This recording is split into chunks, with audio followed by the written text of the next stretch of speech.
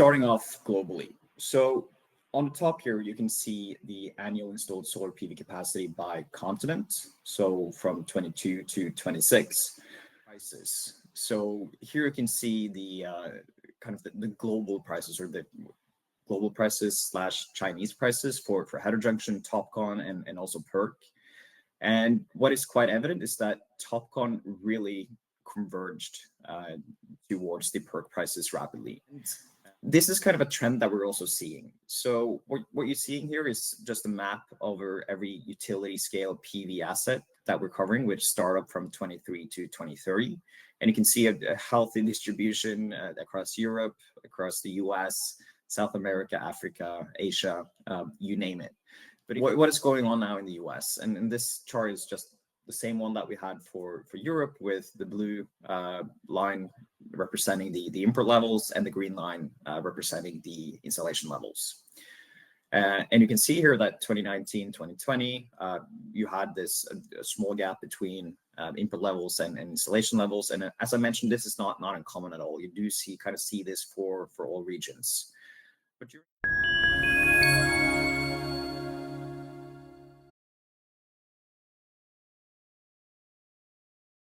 everyone, and welcome to those people attending today's live webinar. Very nice to see we have over 200 subscribers for today's webinar from over 40 different countries signing up. Warm welcome. Today we'll be talking about solar supply chains, about supply chain transparency, global flows, onshoring, and the impact on pricing.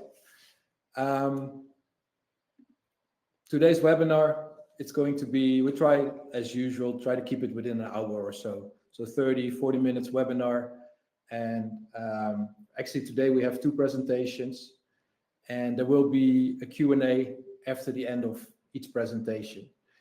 We really encourage you to really participate in the Q&A. The way it works is when you have a question, please type your question here in the chat box, and we see all those questions. And at the end of each presentation, we aim to answer as many questions as possible. Okay, so just type any question you may have. There are no bad questions, and we try to make this webinar as interactive as possible. So let me introduce today's speaker, starting with Marius. We have Marius Mordal-Bakker today on the webinar. He's from beautiful Oslo, Norway. Marius is a senior analyst, currently serving as a product manager at Rystad Energy. He covers the solar supply chain, PV projects globally. He also works closely with key clients, supporting them with tailored market intelligence.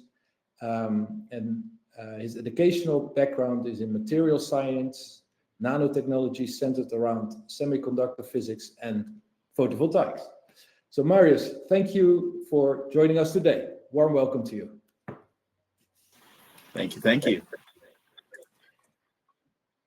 Then from our team, we have Arthur Clare, our head of technology.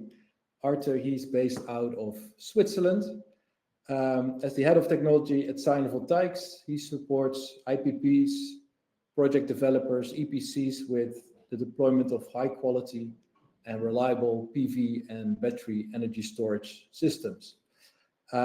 He does this through traceability and quality assurance inspection services. So Arthur has a strong understanding of different technologies, including PV and battery energy storage. Good morning. Hi, Arthur. Good to have you on. A bit about myself. My name is Trigus de Roy. I'm today's host. I'm one of the founders of Sinovoltaics and currently act as the CEO. I'm based out of Hong Kong. And for those of you new on here, let me briefly mention what Sinovoltaics does, aside, of course, from hosting awesome webinars. Sinovoltaics is a company specialized in technical due diligence of PV and battery energy storage equipment. So we're best known for performing factory audits, quality inspections, ESG and traceability services at the factories around the world. We have our own quality engineers that are part of a global organization, and they're all based near the PV and BSS factories, not only in Asia, but many of them are in Asia, mainland China, Vietnam, Thailand, Malaysia, Cambodia, India, but also in Turkey and now even in North America. Before we start with Marius' presentation, I just wanted to show you something new, something that we're very excited about that we just launched. Actually launched last night, or you could say today. We just launched a new report. It's called the Solar Supply Chain Report of North America. And now one of the topics of today's webinar is about onshoring. And I think everyone knows that in North America, USA, Canada, Mexico, they're bringing online lots and lots of new factories. And so what you can see in this new report is all the different, the whole entire solar supply chain in North America. That means you can see the module, cell, wafer, ingot, and even the polysilicon and the MGS factories, where they're located in North America. You can also see their capacities and how they're expanding their capacities between now and 2027. So this report is brand new, can be downloaded on our website.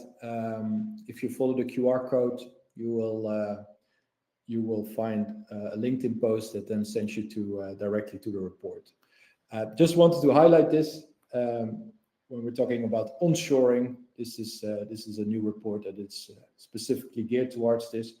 And there's actually a similar report coming out for Europe, similar report for India and Southeast Asia as well.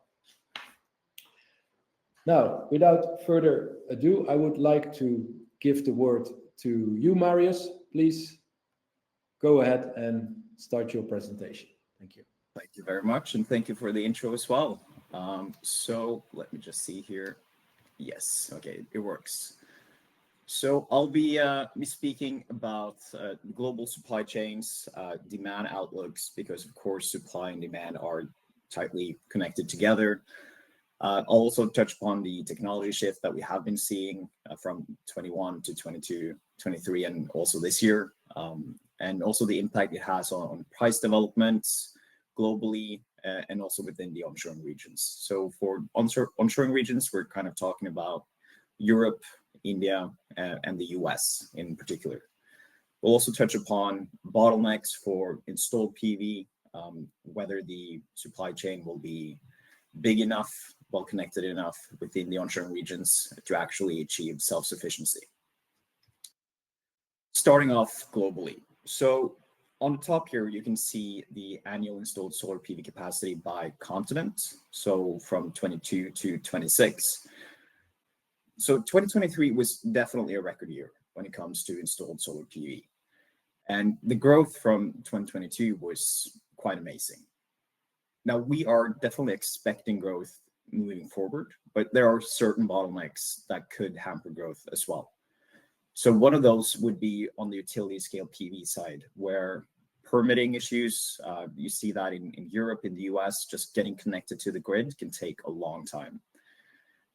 For rooftop PV, distributed PV, also we do see issues with just the grid capacity, high debt costs, high installation costs, but also on the positive side, we have seen the supply chain costs. So just the cost for modules, the cost for inverters, they are going down, and that will also kind of help the economics behind actual PV projects.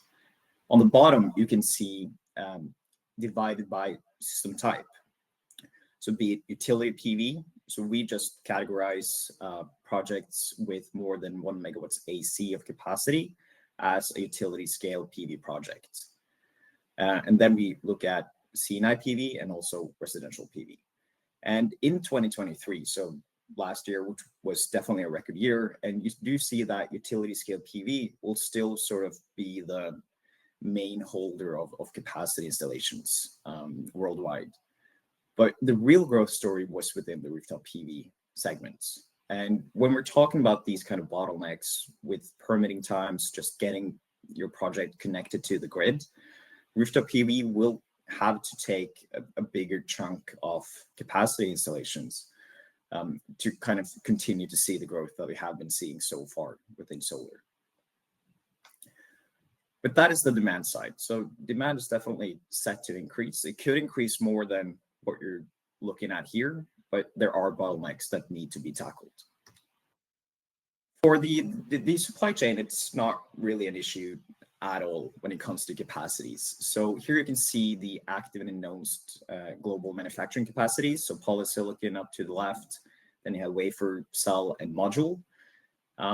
And these are active and announced, so not really what we forecast, meaning that we can tie these capacities to either active producing projects or announced projects. And the red part of the column is China. So still, most of the supply chain is definitely set to be centralized within China. You do see some of the colors making an entry there on module and cell. That's definitely due to the onshoring efforts that we're seeing in Europe, in the US, and also in India. But the story here is that this one is growing way faster than what we see demand growing. And at least globally now, we're looking at all of the countries, regions that are freely trading with China. Prices have been dropping immensely over the course of last year and also in the beginning of this year. And you can say that this kind of started with the, well, since we're looking at 22 here, it started with this polysilicon supply crunch that we saw. And you saw feedstock prices going up. That translated down to the entire value chain. And margins were, I would say, pretty high for a lot of companies. And so you have a lot of new entrants moving into the space. They're seeing that this is very profitable. And then you also have your big companies, your Jinkos, your Tongweis, kind of looking to become vertically integrated, securing their own supply, and also getting a better handle on production costs. So within the supply chain, I would say there's definitely not we're not looking at under supply anytime soon, and we might not see sort of the kind of growth that we're seeing on this slide here. We did see many companies sort of lowering their utilization rates towards the end of 23, either lowering the utilization rates, shutting down the capacity, and we see a lot of also announced projects being pushed further back in time or being canceled outright. So I think 24 will be a difficult year for a lot of the smaller manufacturing companies within the supply chain, especially for regions that do not have any sort of protective policies protecting the manufacturers. But moving to the transition, because a lot of the new capacities that you saw on the last slide will definitely be within the N-type segment. And if we're looking at the share of cell technology by capacity that started up last year, so that 54% of that was TOPCon, 35% was heterojunction, and we saw 11% of PERC cell manufacturing lines starting up in 23. Now, a lot of the PERC lines are what you could call TOPCon ready, and they would be started up in India, in some Southeast Asian countries, but it's also about getting your P-type inventories out. And as long as you have demand for P-type PERC, you can definitely start up a PERC manufacturing line. And then I believe the current upgrade time or the time it would take to actually upgrade from a PERC manufacturing line to a TOPCon manufacturing line is anywhere from 1 to 3 months. So a lot of the PERC capacity that actually came online last year will most likely also be upgraded to TOPCon moving forward. This has definitely also been translated into the prices. So here you can see the kind of the global prices, or the global prices / Chinese prices for heterojunction, TOPCon, and also PERC. And what is quite evident is that TOPCon really converged towards the PERC prices rapidly. And that kind of goes to show just the amount of capacities that came online for TOPCon last year. Now, heterojunction is also dropping. A lot of this drop is due to lower feedstock prices, just translating along the entire value chain. Even when we have been seeing sort of support levels for polysilicon prices or wafer prices, even sometimes for cell prices, module prices have been downward trending ever since the latter half of 22, when we saw a lot of this new polysilicon capacity coming online, and the time of the polysilicon supply crunch was kind of over. So we have seen this actually continue in the beginning of this year. Now, we might see some kind of uptick towards Lunar New Year.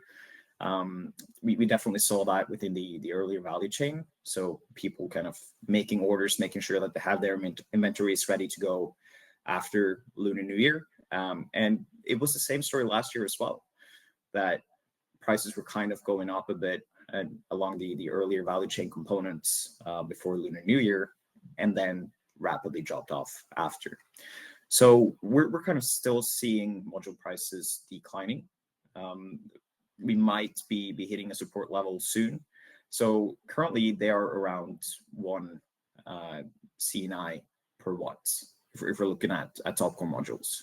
Now that could very well keep declining until 0.9. But I think we're definitely going to see some kind of support levels throughout the year. Now, this was within China, and I also mentioned that regions or countries that are kind of freely trading with China, they will always follow the Chinese price costs or price trends. For regions such as the United States and India that have protective policies in place, you will see prices for PV components and PV commodities just being higher than what you're seeing elsewhere in the world. So for Europe, they're just following China. It's the same story for Australia. You could look at South Africa, you could look at Brazil. Any kind of region or country that does have free trade with China will just follow that Chinese price curve. And that is also the price that manufacturers in those regions will have to compete with. Now, for the United States, they've been, I would say, historically, a bit more elevated than the rest of the world. Of course, you have the AD/CVD, and also with the introduction of the UFLPA that you can kind of see here in the mid of 2022, while Europe, China, rest of the world kind of had declining module prices as the polysilicon supply crunch was now a thing of history. The United States, you actually saw module prices increase. And we have seen throughout 2023 that the bottlenecks of imports going into the United States have definitely been alleviated, and we are seeing a downtrend to prices there as well. This is likely to continue, but they will not reach the levels that we are seeing in the rest of the world, simply because there are protective policies in place. That means you won't be able to get your hands on these goods without paying tariffs, basically. Or if you are to get your hands on these goods, you will have to pay additional for either the shipping being shipped out of China to Southeast Asia and then over to the US. Moving towards the onshoring part of the story, and we'll start out with Europe. And as you kind of saw on the second slide where we had all this manufacturing capacity, this is the same just for Europe. And the story for every single onshoring region seems to be the same. You do see a lot of announced capacity coming online within the module segment, and then cell might follow. But on the earlier value chain being polysilicon, ingot, and wafer, we're almost seeing nothing, especially within Europe and the US. Now, Europe, if you remember the previous price chart, is just following the Chinese price trend. And we have been seeing a lot of European manufacturers either shutting down operations or flagging out sort of announced upgrade capacities to the US just to get into better incentives for manufacturing. So I would say that a lot of the announced capacities in Europe is more at risk to actually happening than the ones that we see in the US or even in India. Another note here is that a lot of the upgraded capacities in Europe that have been announced are these kind of phase 1, phase 2, phase 3 kind of projects. And even if phase 1 comes online and you see that this is not a profitable venture at all, you will not upgrade your lines furthermore. So, I mean, you will not go into phase 2 or phase 3 unless you see that you can actually make some kind of money in this space. So that aside, even if everything comes online, you will still see a disparity between the different value chain segments. So if all of this module assembly capacity was to come online, you will still need to import cells to cover the gap and actually be able to produce at high utilization rates for those module capacities. This is true for everything from wafer to cell to module in Europe. Polysilicon, we still have the Wacker facilities producing polysilicon. A lot of that is now actually going to China because there's simply not enough demand for or from European manufacturers for that polysilicon at the moment. We have also been seeing a lot of imports coming into Europe, and sort of this trend to more and more imports of modules into Europe really started in 2022. And it is somewhat linked with what we saw in the US with the UFLPA coming online. So Europe or Chinese manufacturers sort of losing their access to the US market and Europe ending up taking a bigger part of it, just to put it bluntly. And the levels that we have seen throughout 2022, and here you can see in the blue line, this is the import levels, the green line being the installation levels in Europe, or I should say import levels minus export levels. And by the end of 2022, this gap between imports and installation levels had grown to around 46.7 gigawatts DC. Now, towards the end of this year, we didn't see much growth on imports. It was a bit higher in 2023 than for 2022. But I would say the growth in imports has at least slowed down. And you can see that the gap between installations and imports in 2023 was actually less than what we saw in 2022. And even though the total gap is growing between imports and installations in Europe, the time it would take to actually clear all of this inventory or excess imports is actually going down. And I think everyone is kind of excited about or interested in following the imports of the beginning of 2024 to see if this trend still continues. Because I would say it's not really a bad thing to have more imports than installations. It's actually quite common. And also with the current Red Sea issues, we have seen a cushioning of PV prices in Europe simply because we're not really lacking modules.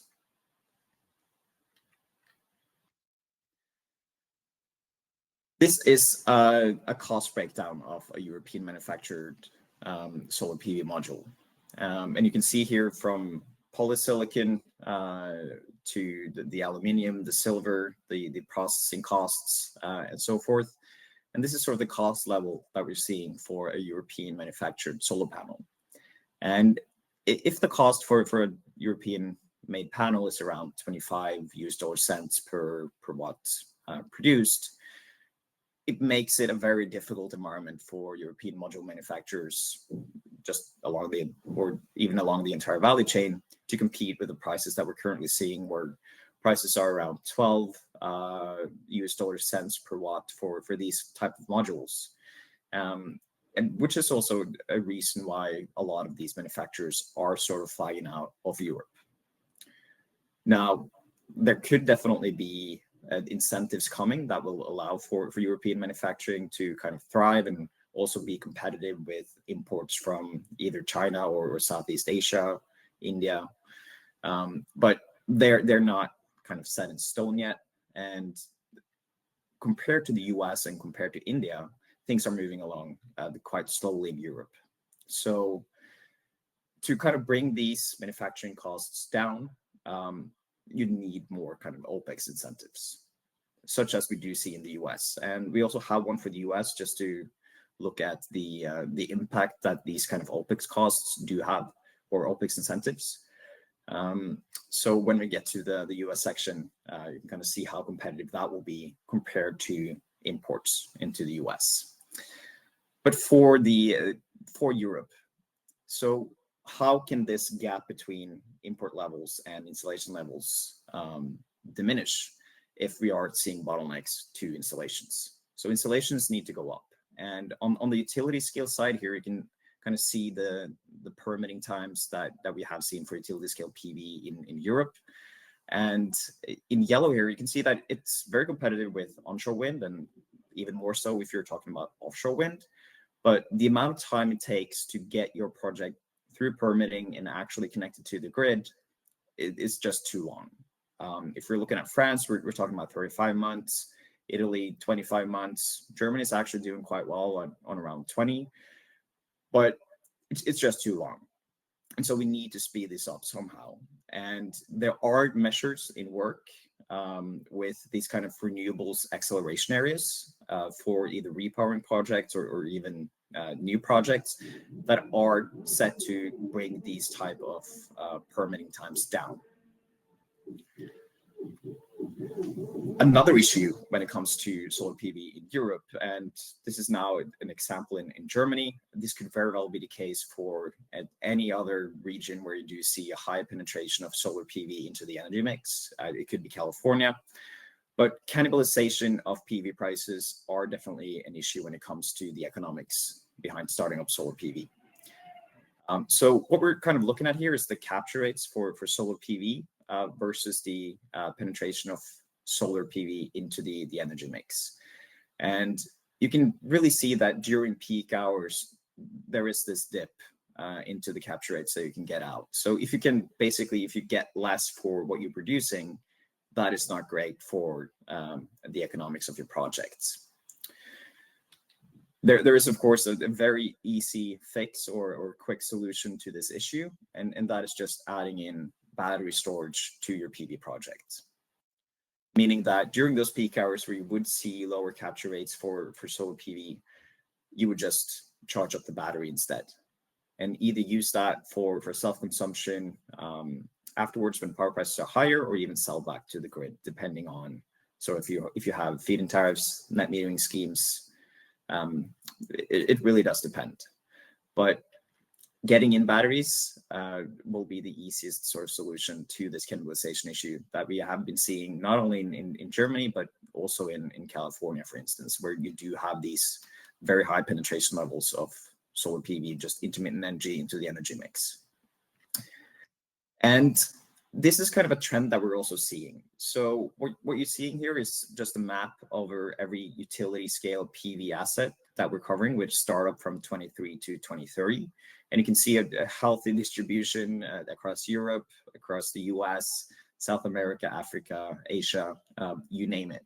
But if we now limit this to the projects that actually have battery storage also tied to it, you will see that it's mostly in the US and actually in Asia that the trend of tying battery storage to your PV generation project is actually increasing.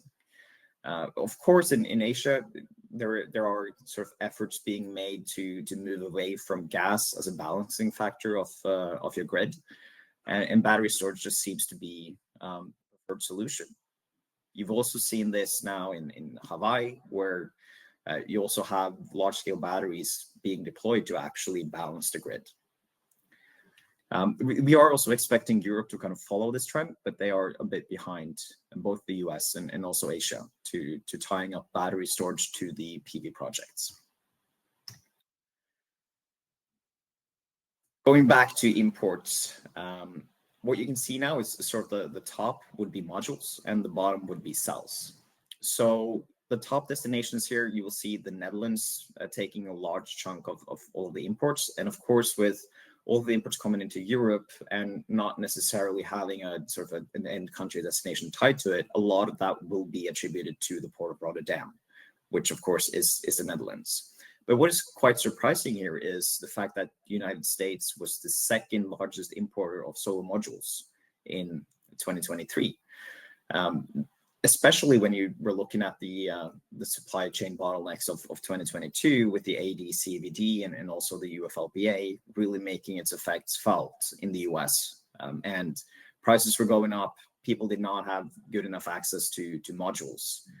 So the fact that United States actually managed to land second place here on import levels really goes to speak to the fact that these bottlenecks are now alleviated, and we're not really feeling this effect of the UFLPA anymore in the US.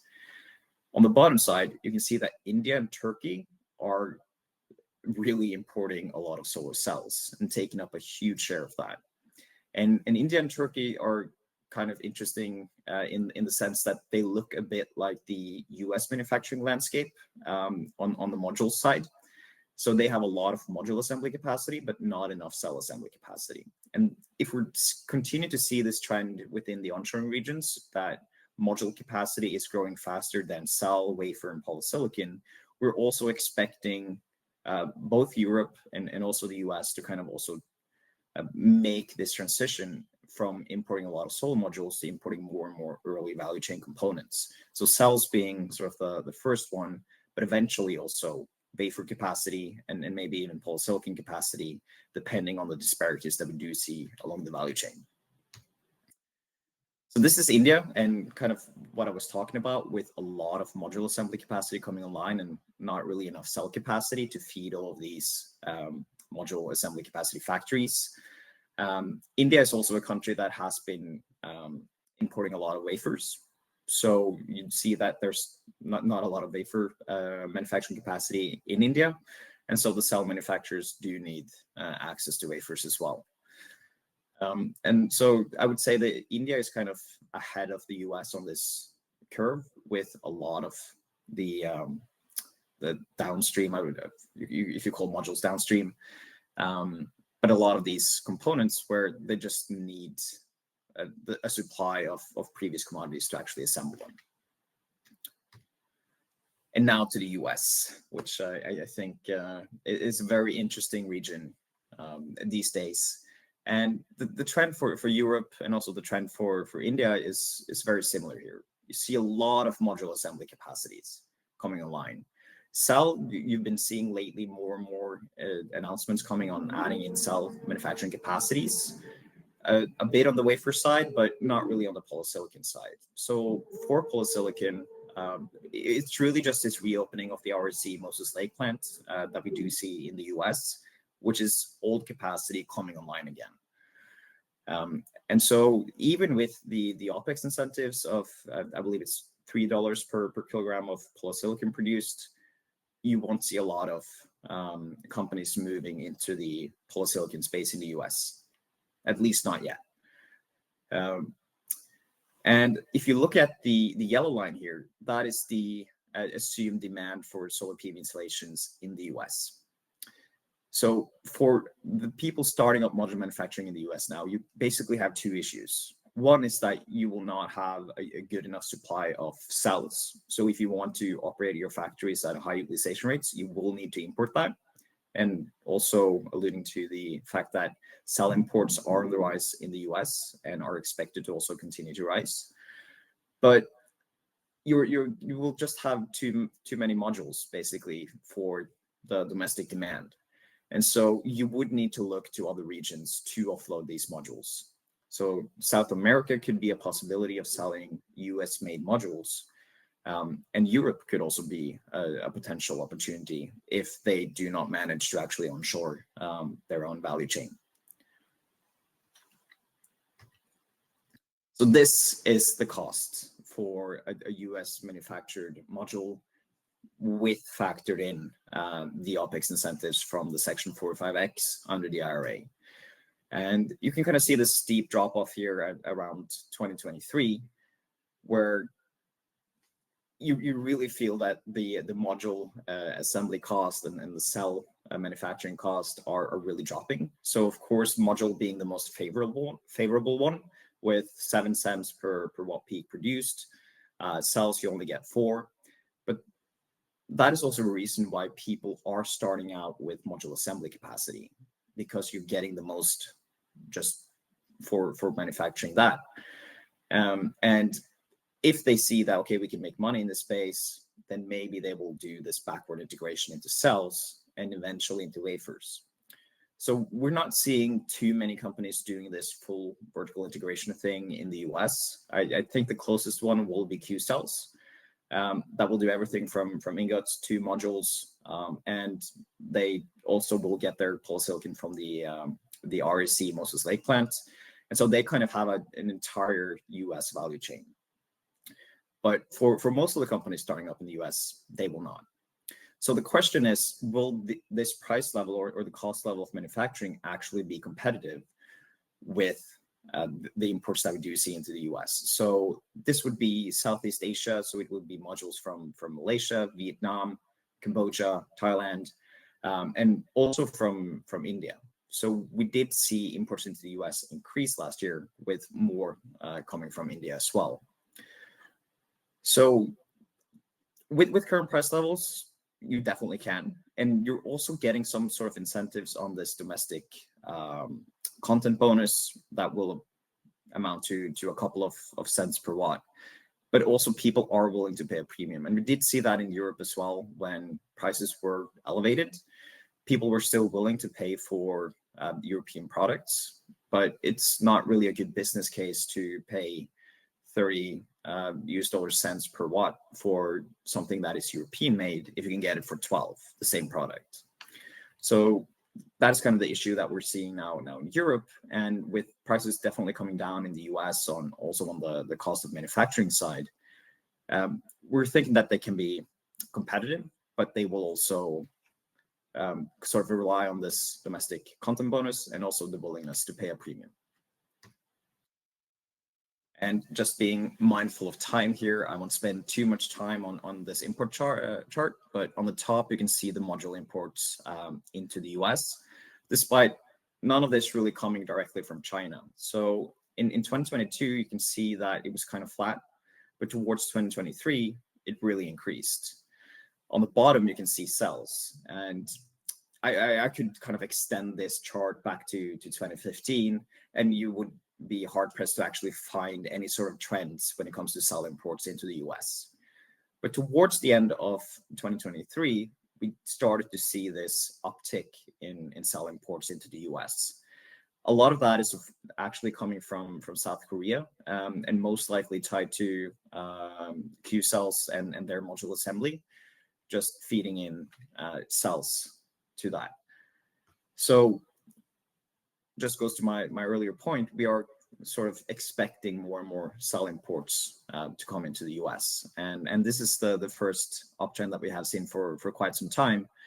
That being said, you would still need to increase the import levels quite a bit to make up for the disparities that we are seeing in the US value chain. So what is going on now in the US? And this chart is just the same one that we had for Europe, with the blue line representing the import levels and the green line representing the installation levels. And you can see here that 2019, 2020, you had this a small gap between input levels and installation levels. And as I mentioned, this is not uncommon at all. You do kind of see this for all regions. But during 21, 22, the import levels and the installation levels really converged. And when they get this kind of tight, you do see prices go up as well, unless you have a lot of domestic manufacturing capacity.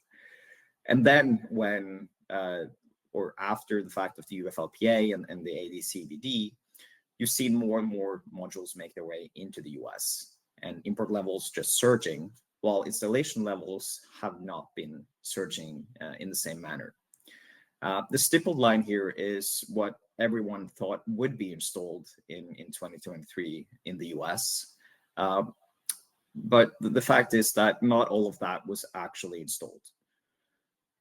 And a lot of that reason comes to just permitting times in the US and the interconnection queue. So for utility scale PV in the US last year, we saw around 25 gigawatts AC that was planned to come online and connected to the grid.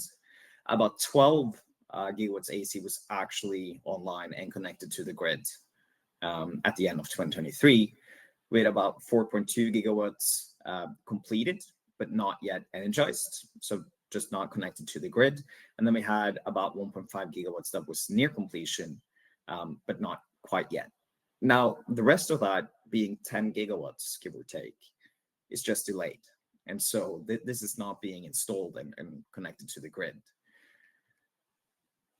And if you're looking at the interconnection queue now in the US, this one is just growing. So if I were to show you the same kind of chart just for October last year, the number was around 900 gigawatts. Now it's 1.1 terawatts. And just going by the different ISOs in the US, if you look at the triangle there, that is the median duration to commercial operation date for a project that you enter into the queue. So if you enter now a new project into any of these queues, you're lucky to see your project being connected to any grid this decade. So that is a huge issue. And now people are really just entering the projects into the queue to be in the queue. And this is creating a massive backlog. So not all these projects are kind of real projects or projects that will ever come online, but they're just kind of placeholders in the queue as well. Now, there are being taken measures here as well. And I believe this will happen in April. And so there will be deposits for entering the queue, and there will also be withdrawal fees. So in an attempt to sort of lower the amount of not real projects in the queue and clearing this backlog easier, that will be established in April. And we will just have to wait and see if that actually clears enough of the backlog at all. But getting your utility scale PV project online in the US now is not easy. It takes a long time. Okay, last two slides. So I was talking about all of these kind of imports coming into the US now, and we're seeing the bottlenecks of 21 and 22 being alleviated. And a lot of the bottlenecks was due to the UFLPA. And we can see that a lot of the shipments, this is now just sorted on electronics and manufacturing materials.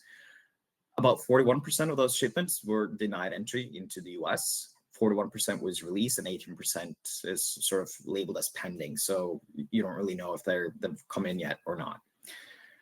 And you can also see the countries here with Malaysia and Vietnam, these Southeast Asian countries, being responsible for a majority of the value of these kind of shipments, because that is the main trade partner with the US when it comes to the solar PV imports.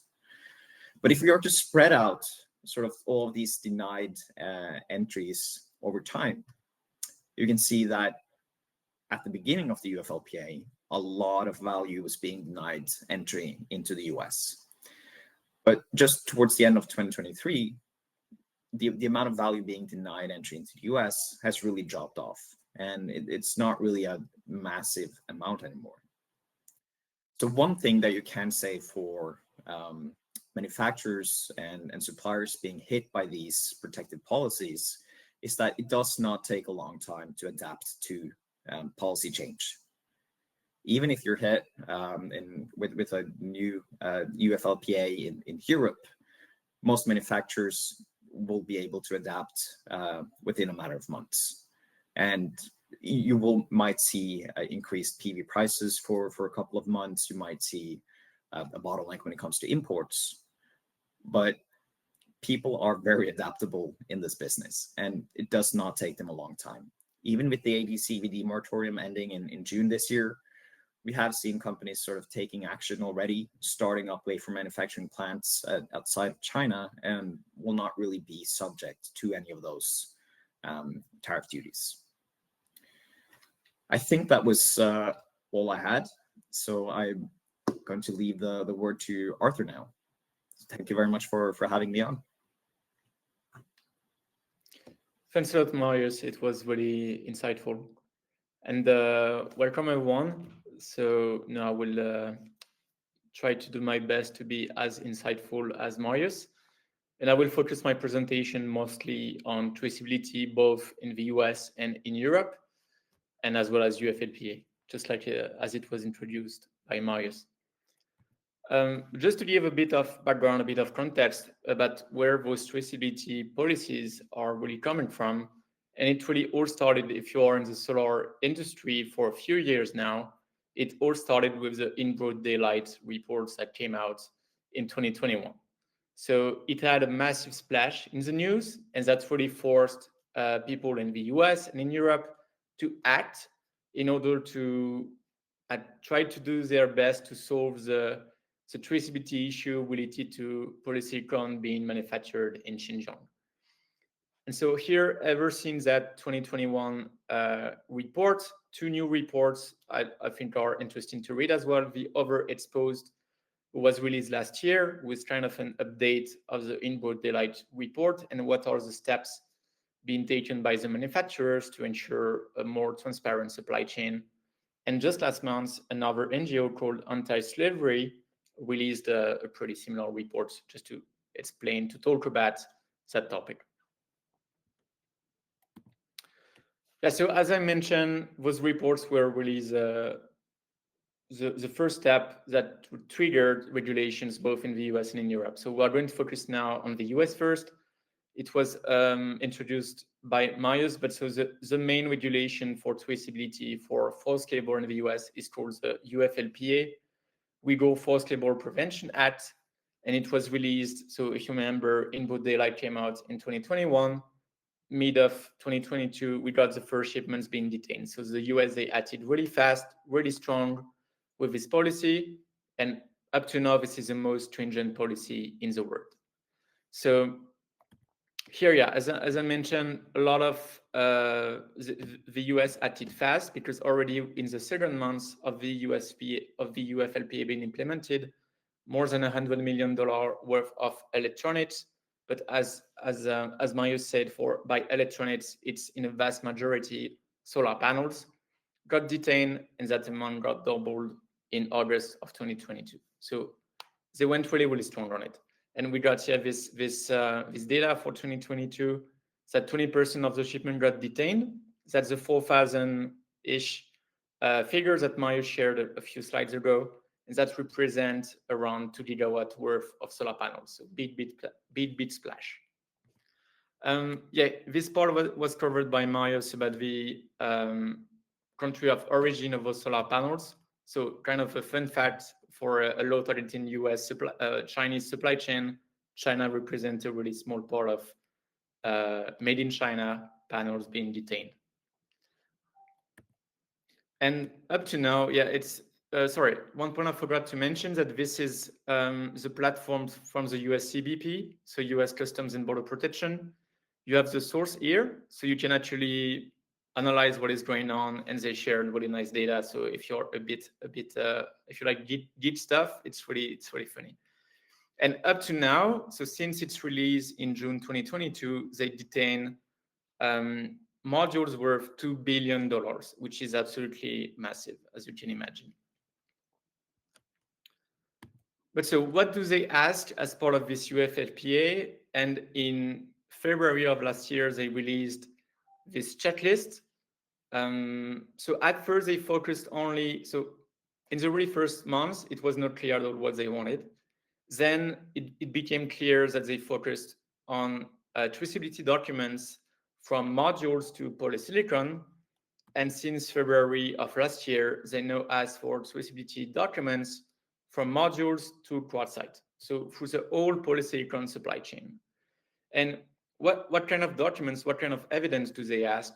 They ask for manufacturing proofs, so work orders, production contracts, and also for transportation data. So bill of lading, proof of payment, customs declaration, to be able for them, for the US CBP, to track where are those shipments coming from and is the data legit. So that was for US modules, for solar modules. Now I will do a small break and to focus on batteries because we have talked so far about panels, but batteries are actually coming as part of the UFLPA. Since November of last year, they release this paragraph you can find on the right that is explaining what are their requirements in terms of traceability for batteries. So to cover those, of course, they ask for information about the battery design, about the list of components, but also really interesting parts. They don't focus only on the lithium supply chain or, for example, on the cobalt supply chain, but really on any material. So they ask for the wiring, for the BMS, for the and for other components. And also they ask for, I would say, more bizarre information. And I think it's related because it's a new product for them and they want to learn about it to be able to be more, to focus their efforts on the right topics in the future. And so because of that, I guess they ask for flowchart of battery manufacturing and also for the list of the manufacturing tools and equipments being used to manufacture those batteries, which is, yeah, I think a bit bizarre and some information that today many battery suppliers are not ready to share. And of course, in addition to all of that, they ask for bill of lading, transportation, work orders, evidence. So here, yeah, it may sound drastic, and I think it's pretty easy. It's a really comprehensive regulation. But if you are focusing on the energy storage projects, to my knowledge today, no shipments got detained. A few EV shipments, so EV battery shipments got detained. But today it's not fully implemented, but it could really change. And we have seen that in the past. It could change like this. Like tomorrow, they could decide to block all battery shipments and they will have the regulations in place already to do that. So if you are developing energy storage projects, I would say that you should be careful and try to see how ready you will be in case this is implemented. So that was for the US. Now we'll focus a bit on Europe. So Europe, as we have seen, the US, it got super fast. They went fast and strong with the UFLPA. In Europe, it's taking more time, but they are working, I think, on two complementary regulations that are quite interesting. First one with a top-down approach called the EU forced labor ban, and second one being with a bottom-up approach called the EU Supply Chain Due Diligence Act. So we're going to explore both of them to see the differences. First of all, with the EU forced labor ban. So here you will have a central bureau as part of the EU that will analyze all products, all industries, and not only solar panels, not only Xinjiang, but they will check, yeah, again, all products, all industries, and try to identify which industry, which products are more likely to be tainted with forced labor. So it could be, if you think about, I would say, the famous examples, it could mean like for the fashion industry related to India, related to Southeast Asia, or also, as we have seen with the UFLPA, solar panels being made with polysilicon from Xinjiang. But again, it's not only a policy for solar panels. And so after that, the Central Bureau will dress a list of products that are at risk of being tainted with forced labor.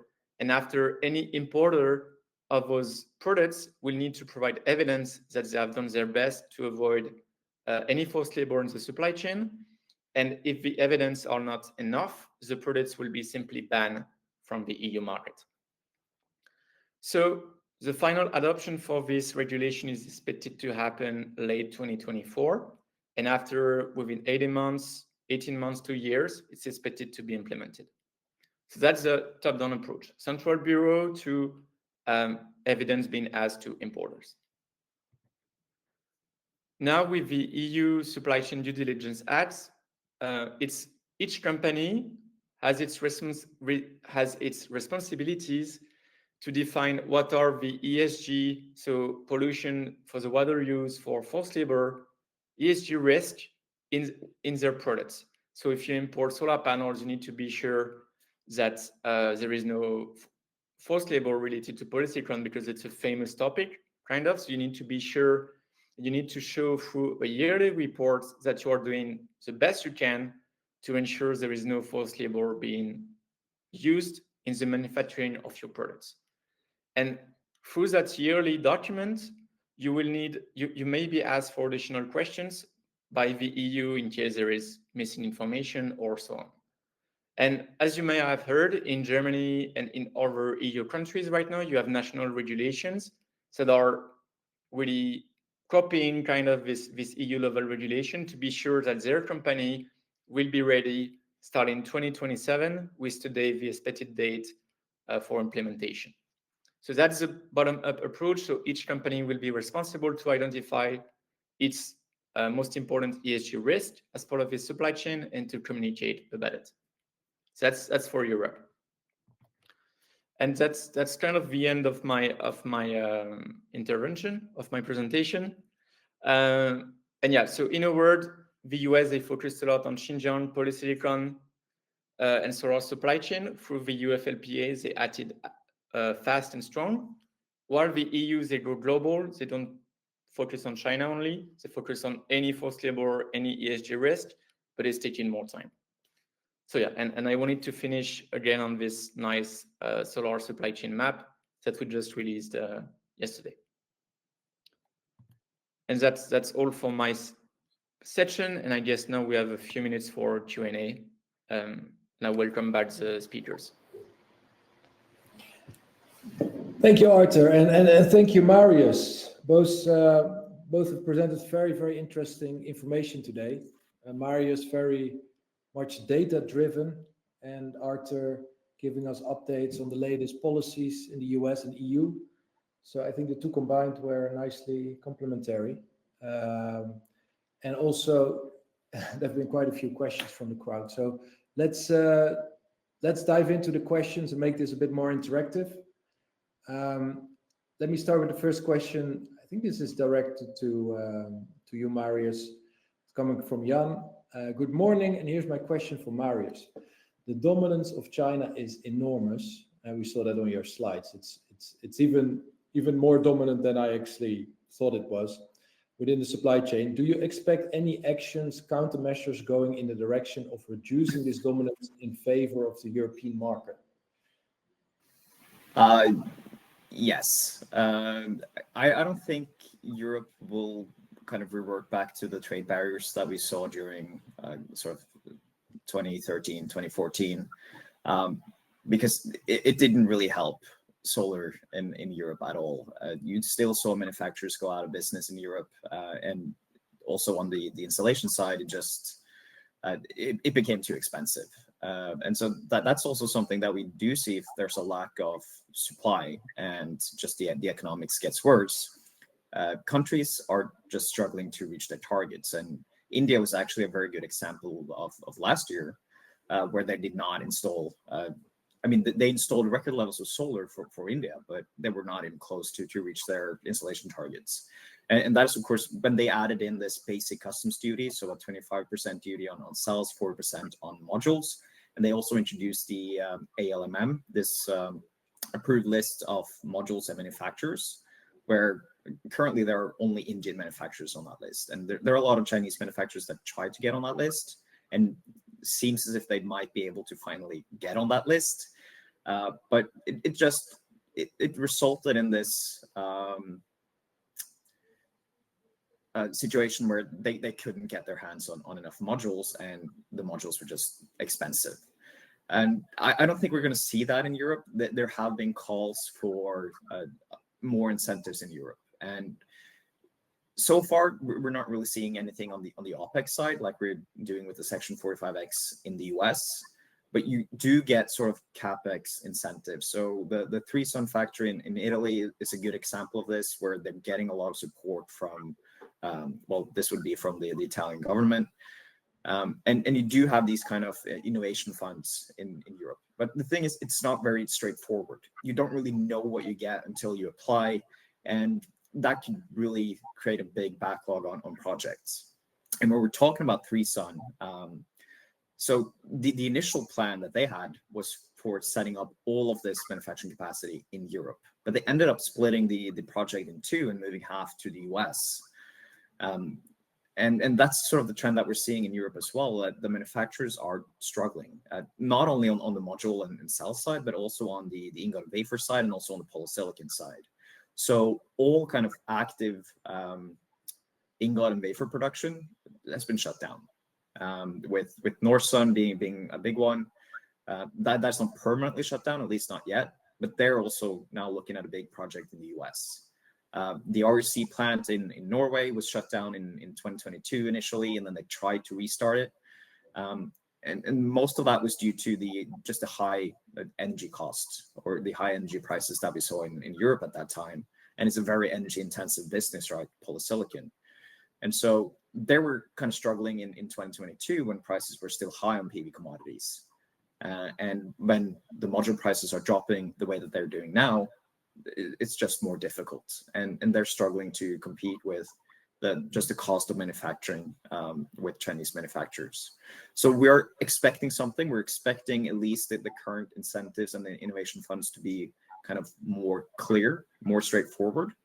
And there might come something on the OpEx side as well, but we'll just have to wait and see, because it's taking a while in Europe. Yeah, just to add to this, of course, 3 weeks ago, Meyer Burger announced that they're shutting down their Germany plant, right? So another very large European factory that, of course, they expanding their capacity in the US, but it's another example that the factories in Europe are really in distress. And you could say it's almost reckless to open more capacity, because the costing is simply higher. Any investor who would look at the business case, they wouldn't put their money there. Right? At least that's what I would think. But I also read about Netherlands proposing an EU carbon border tax, or at least talks about this, where you start talking about carbon emissions. That producing locally could be an advantage, depending on the energy sources you use. Heard about possible tariffs in Spain, but good. This is all talks, right? So nothing concrete. And they've been talking for a while. So yeah. Okay, let's go to the next question.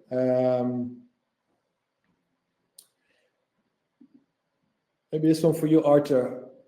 How can I monitor my procurement process so that I abide by ESG standards, unforced labor when one procure from China? Are there any certificates in place? Yeah, that's a good question. I would say it depends where you are located. So we can discuss that after the webinar. But in the US, you need to comply with the UFLPA regulation, just like we have seen. And in Europe, you have upcoming regulations. So in Europe, today, there is no strict regulations that you need to comply with. My suggestion would be to have some visibility on how ESG, on how traceability is implemented as part of your supply chain.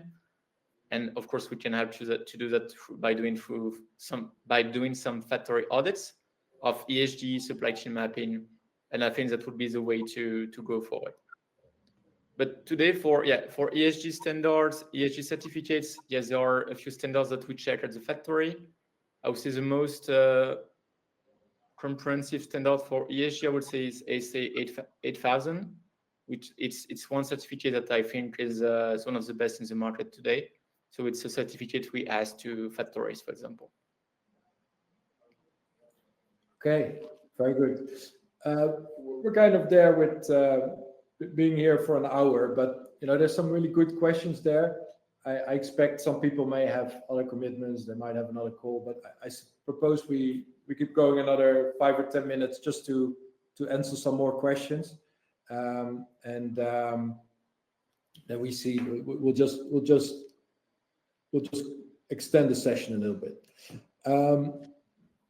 Question for you, Marius, because you were showing these graphs where we transition from mono-PERC to TOPCon modules.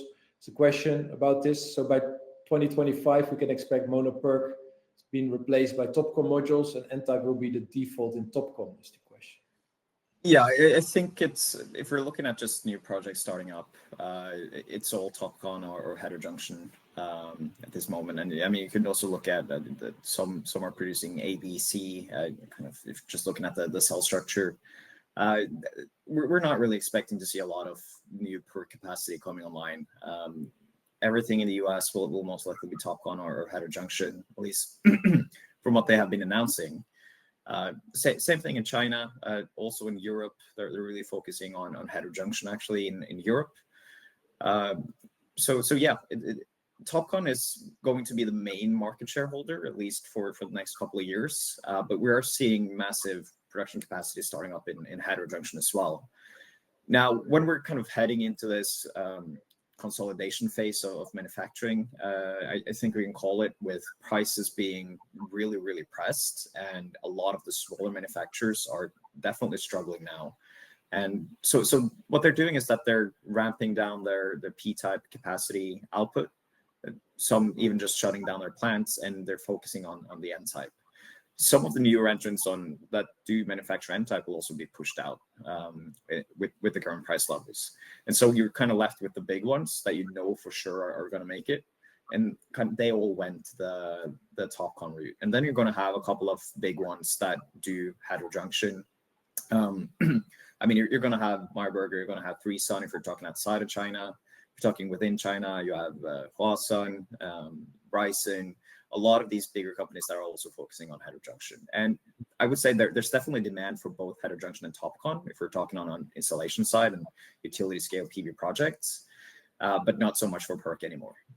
And this could change, right? So if you're talking now 5 years down the line and you're seeing certain degradation issues on TOPCon, then heterojunction will likely be the preferred PV technology that will be installed. But we see enough capacity on TOPCon and heterojunction to make kind of PERC redundant already. Okay, thank you for this, Marius. So another question about modules coming to Europe. Question from Sarmi: are there really fewer modules coming to Europe in 2024 because China is investing more in its own market?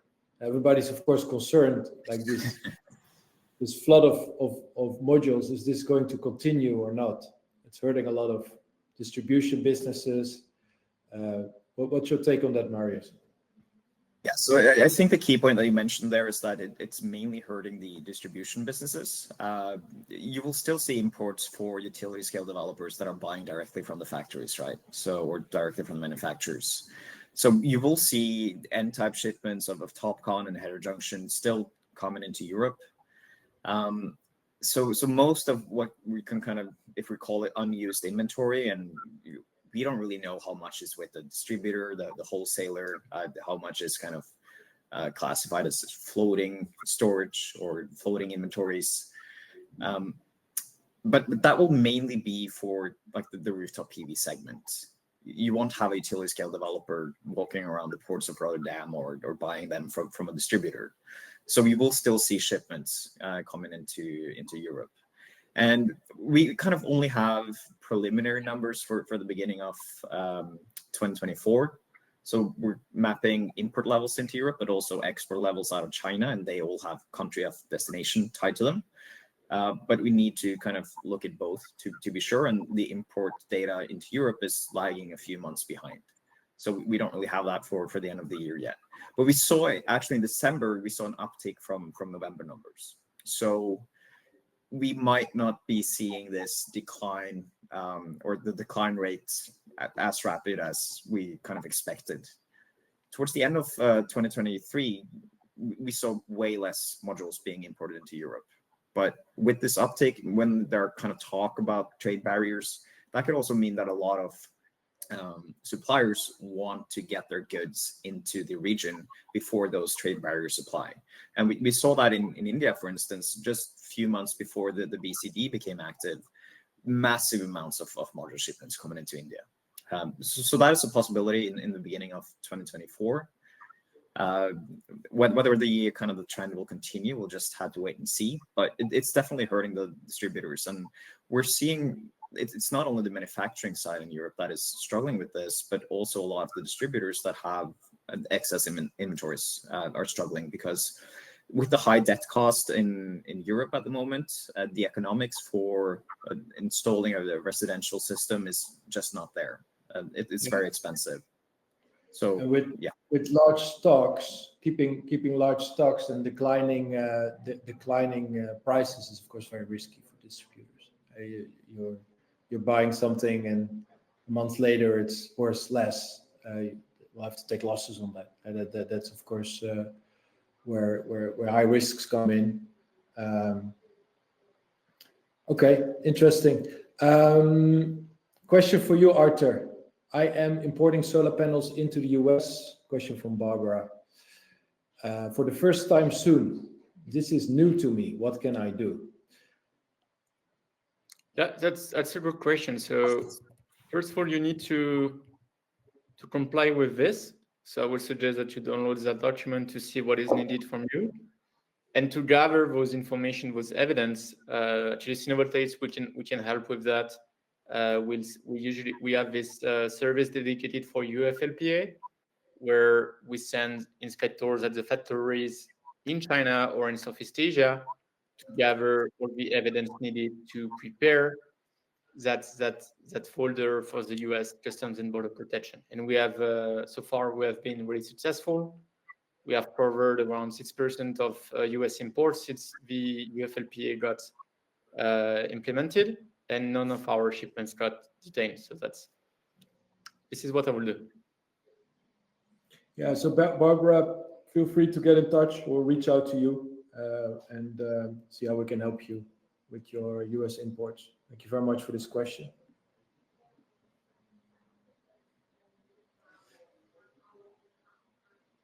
I think this question, we kind of answered it from Virak. He's asking how critical is the situation in Europe with manufacturing factories facing to cheap modules. It's critical, isn't it? Yeah, we can say that. I mean, we've seen shutdowns already and just manufacturers moving their investments out of Europe. So I would say it's critical. I believe the My Burger, for instance, they're saying that they're making this last call in February, whether they're going to actually shut down the module factory or not. I believe they're still keeping their cell assembly or cell manufacturing unit to supply their module assembly in the US.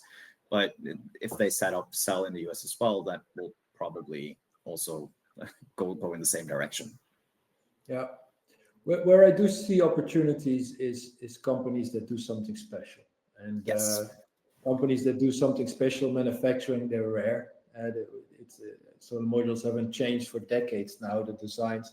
But there's a couple companies in Europe that do very interesting things that are active either in BIPV or in lightweight or circular solar modules. They take a company like Solarge in the Netherlands, highly innovative, using innovative materials, not using glass, basically producing a lightweight, low carbon footprint solar module. You could argue this is the future. This is where it needs to go. Easy to recycle, but the reality is, of course, the industry is still very much driven by price until we reach a point where solar is so cheap that we start caring a lot about the carbon footprint of the modules and where they're made and all the additional ESG requirements. Up until that point, if a module can be recycled is a secondary concern. But I do see opportunity for these highly innovative companies, but they're just a fraction of the mass market, of course. But there are some companies that will certainly survive, and I'm confident about that.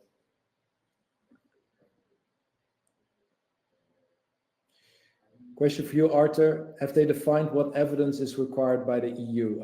I believe this is again about import requirements or about forced labor restrictions, I assume. Absolutely. Today there is no list of evidence shared by the EU, but I would expect it's something similar. So first of all, I would expect it will be like factory audits report to show that you have a good visibility on your supply chain. And after next step would be to provide like traceability documents, just like what is required for the UFLPA. That's what I expect today. Okay. One more time about the EU. Do you think EU can build back manufacturing without limiting Chinese imports? What do you think, Marius? I think the answer will be yes. It will be possible. I mean, people are willing to pay a premium for European made. It's just, it doesn't make sense if you have to pay 3 times the amount for the same product. And then you also have, if we're talking about carbon footprints, I mean, it's good PR as well, right? This is all European made. That's good for a developer or an individual power producer if they actually have that. So I would say yes, if you can become more competitive with the prices, people will be willing to buy this. We're seeing it in the US as well. People are willing to pay for US made.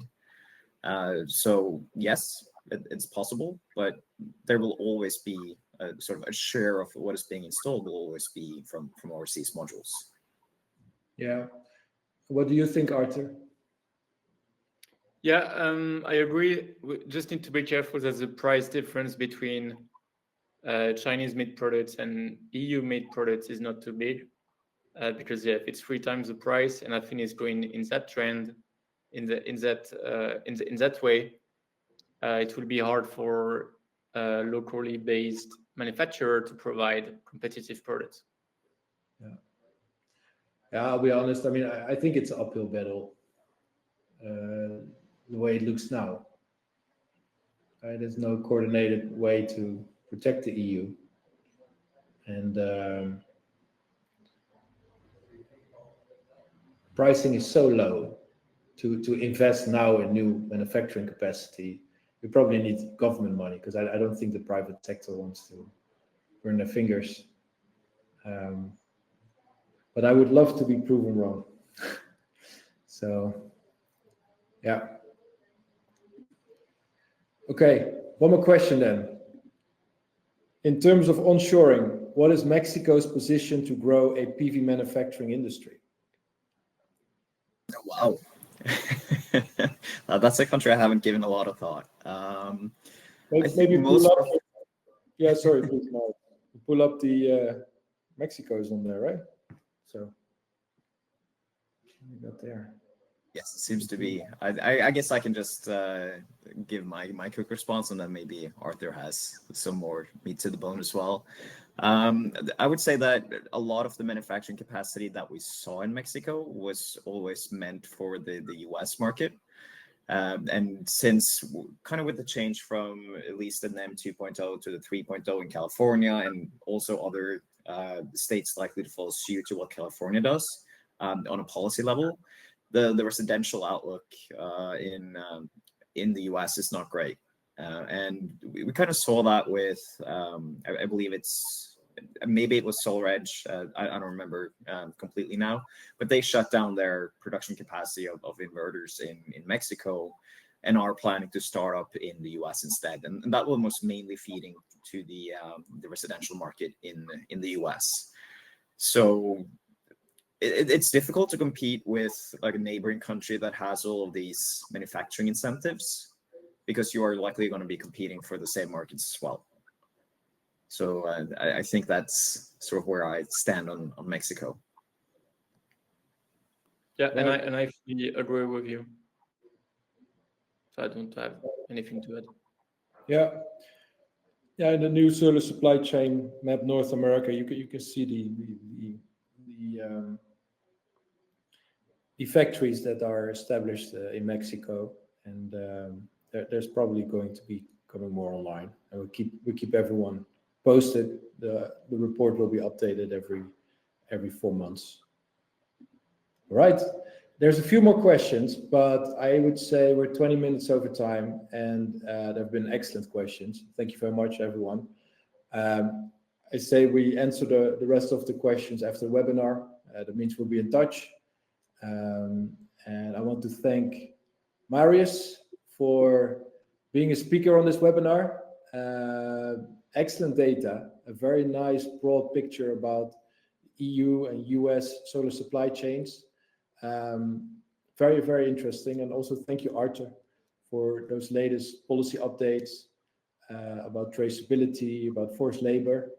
And thank you, the audience. Very interesting questions. Thank you for making it interactive. Let's round it up for now, and I hope to see everyone again on one of the future webinars. Let me finish with the contact details. Here is Marius's email if you would like to reach out to him, and our contact is there as well. Thank you, and hope to see you next time on a future webinar. Bye-bye. Thanks for having me. Bye.